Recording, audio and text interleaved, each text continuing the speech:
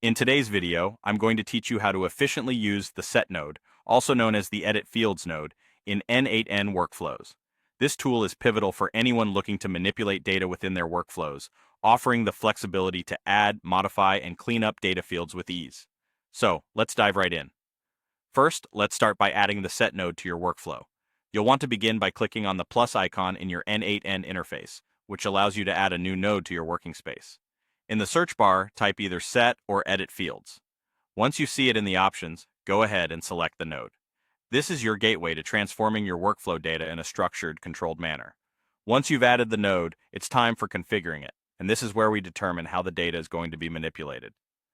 You'll notice two main modes to choose from, each serving different purposes.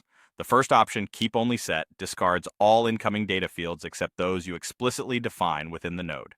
It's a powerful feature, but use it with caution.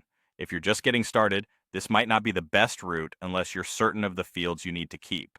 There's a risk of losing significant data if used without adequate knowledge. The advisable route for beginners is the Add Field mode. This mode retains all original data coming in, ensuring nothing is lost. It only adds or modifies the fields you specify, making it a much safer choice, especially when you're trying to understand the workflows and how they operate. Now, on to the interesting part, defining your fields. Within the node parameters, you'll see an option to add a field. Here, you'll enter the name of a new field you want to introduce or an existing field that needs modification. Let's say you want to create or modify a field called full name or status. This is where you would specify that. Next, you'll determine what value you want to assign to these fields. You have two choices, static value or expression. With static value, you're simply typing a fixed piece of information, like setting a status to completed or active. It's straightforward and useful for constant data. Expressions, however, take things up a notch. They allow you to dynamically generate values or reference existing data points, thereby maximizing the potential for data interactivity. For instance, you can combine first and last names from your data into a full name field using an expression like this.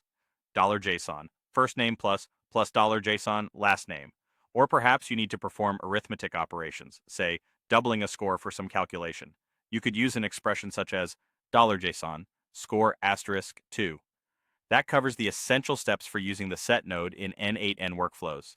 Implementing these techniques will make your data handling much more efficient, giving you the power to tailor your data processes to fit your specific needs with precision. Happy workflow building!